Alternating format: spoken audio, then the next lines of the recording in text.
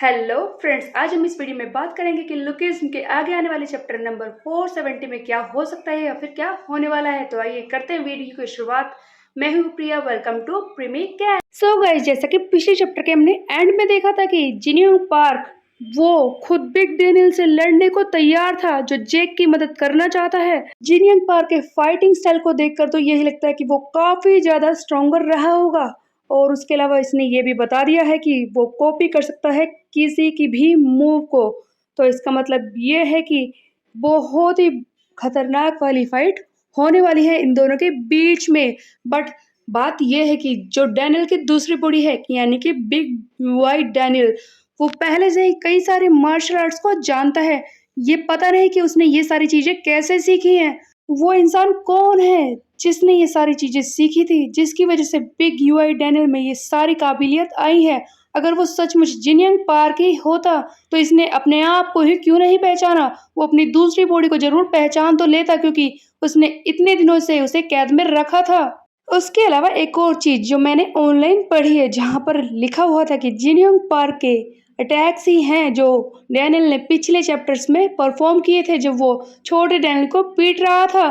तो जिस तरह से जिनियंग पार्क के पास बहुत सारे लोगों के अटैक्स होंगे, वो कई सारे लोगों के अटैक्स को कॉपी कर सकता होगा। तो उसी हिसाब से ये जिनियंग पार्क को ही कॉपी कर रहा है। इसी वजह से ये कई सारे लोगों के अटैक्स को कॉपी कर सकता है। बट फिर भी क्या ये सचमुच जिनियंग की ही बॉडी है?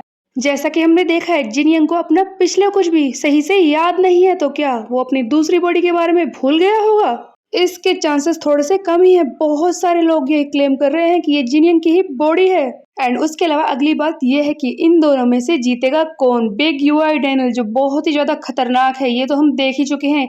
लेकिन जिनियंग पार्क भी कुछ कम नहीं है। ये खुद गैप्रियन किम की फीस्ट को भी कॉपी कर सकता है। उसके अटैक्स को इसने परफॉर्म किया था जेक को मारते वक्त। ऑफ कोर्स इसने कहा था कि वो 3 अटैक्स को ही एक बारी में परफॉर्म कर पाएगा, बट उसके अलावा कई सारे खतरनाक लोग हैं जिन्हें कॉपी कर सकता है, जिनमें से एक है टॉम ली। उसकी वाइल्डनेस जो इसने पिछले चैप्टर में दिखाई थी, जब इसने जेक किम की नोज को कट कर दिया था, ऐसा लग रहा था कि उस वक्त ये इस टॉम ली की वाइल्डनेस को ही कॉपी कर रहा है। और जो जीरो जनरेशन के बाकी मेंबर्स थे, उनके पास अलग अलग तरह की पावर्स रही होंगी, उनके अलग अलग तरह के टेक्निक्स, फाइटिंग स्टाइल्स, उन्हें ये कॉपी कर सकता होगा। तो ऑफ कोर्स ये बिग डैनियल को पीटने की काबिलियत रखता है। एंड ऑफ कोर्स एक और स्ट्रॉन्ग रीजन है, जिनियंग पार्क ने ही खुद इसे ड्रग्स देकर इस स्टेट में पहुंचाया है। तो क्या ये इसे एंटीडोट देकर इस स्टेट से बाहर नहीं निकाल सकता?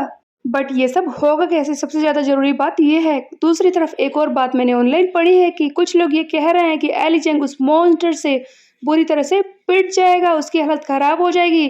तब टॉम ली खुद यहाँ पर आएगा, और जैसा कि जिनियंग पार्क ने उसे पहचान लिया होगा, तब हो सकता है कि टॉम ली वर्कर्स के फर्स्ट एफिलेट का साथ छोड़ दे, और उसके बाद वो एली जेंग की हालत को देखकर वर्कर्स के फर्स्ट एफिलेट के मेंबर्स को ही पीटना शुरू कर दे।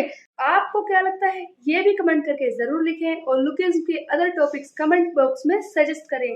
और तब तक के लिए मेरे चैनल को सब्सक्राइब कर ले, बेल के आइकन को कर दे प्रेस। मिलते हैं, बाय बाय।